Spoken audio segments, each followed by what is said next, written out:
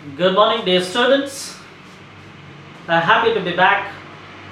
Today, we would like to talk about the poem. The name of the poem is The Ball Poem. Who is the author? What is the background of this poem? So, let us try to understand. The Ball Poem is written by John Merriman, was an American poet and scholar. He is best known for the Dream Songs, which he wrote in 1969, which was a sequence of 385 poems. He also won the Pulitzer Award for the Dream Songs. He also won National Book Award.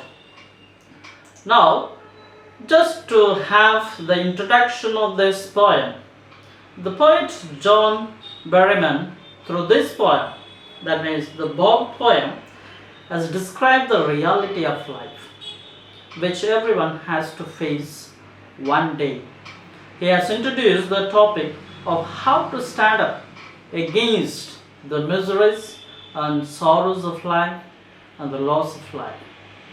Now, what do we learn about the sorrows of life, the difficulties in life, the miseries in life?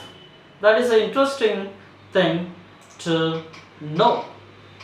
And the poet is talking about the loss of everything in our life. So most of the time, just to see the summary of the poem, then I will go into the deeper, the meaning, the implied meaning of the poem too. The poet is talking about a little boy who has lost his ball. He was playing with his ball.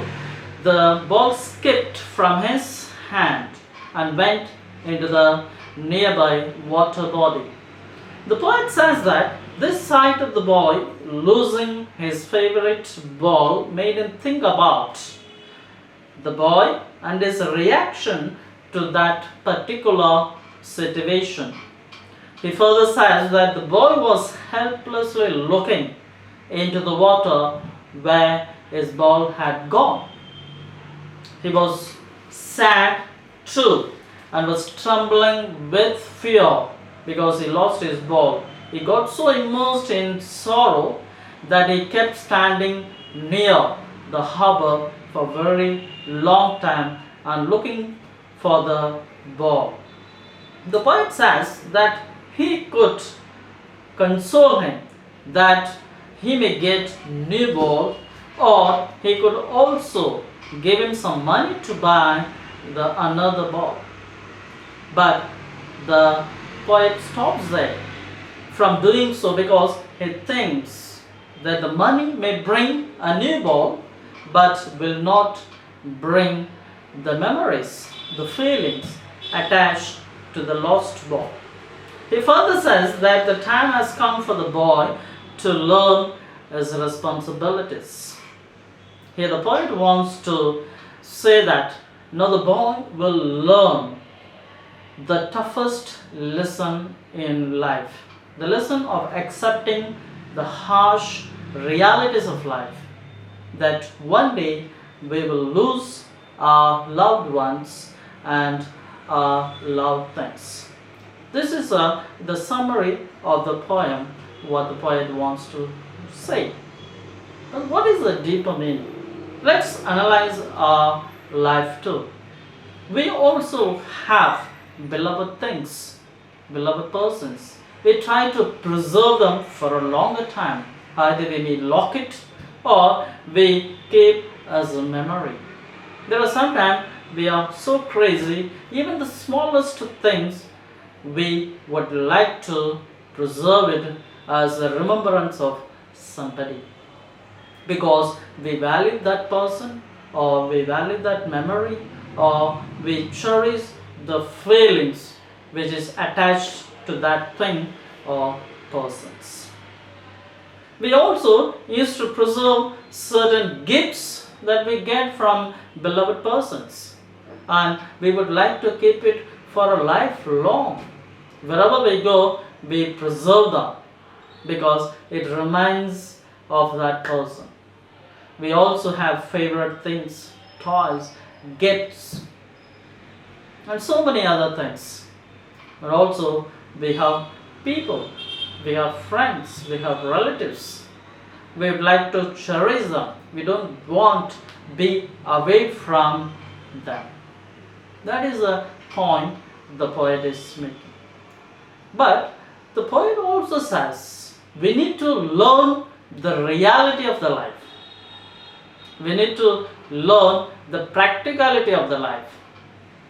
We need to also stand against or to learn the epistemology of the knowledge, the epistemology of the reality of life. And what is the epistemology of the reality of the life? That one day we will be no more. Our beloved ones won't be there. Things will come and go. We may preserve and keep. But the ultimate in our life is that our beloved ones will pass away. No one can escape from the death. That is the ultimate loss for us. And most of us may break down when we lose our beloved ones, or our parents, or our brothers and sisters, or our friends, or whom we cherish, the most important person in our life. It may bring a shock into everyone's life or someone's life. But in that situation, we need to learn to accept the reality. The reality is that we are mortal. One day we will be perished. We will disintegrate. That is the reality of our life, my dear students. So life is of that. Sorrow and happiness, birth and death. The moment we are born, we are destined to death. No one can escape from that.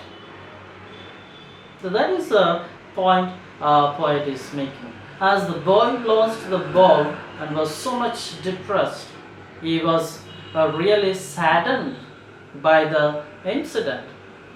But the poet also making a strong point of the practicality of the life, the real existence of the human beings. He is making the ontological point that human beings also will pass away. These too will pass away. Everything will pass away into this world because this is not the permanent thing. And that is the point poet is making. When we lose, we need to keep courage. We need to stand up because life is not over with that by losing someone's life. We need to carry on our life. We need to live our life till we die. So by someone's death, we should not be discouraged because it is part of our human life, because humans are mortal. And that is the fact we need to realize, my dear students. So today I finished this poem with a short introduction and the summary of the poem, and also the devices that are used in the poem. Literary device, anaphora is used, assonance is used, imagery is used, repetition is used, then also asyndeton is used. Then there is no rhyme used in this poem. There is no rhyme scheme followed in this poem.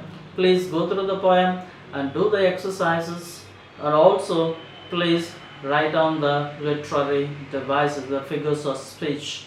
I'll be giving you the PowerPoint presentation along with this video, and also you need to complete the exercises of this poem. So have a nice day. Thank you.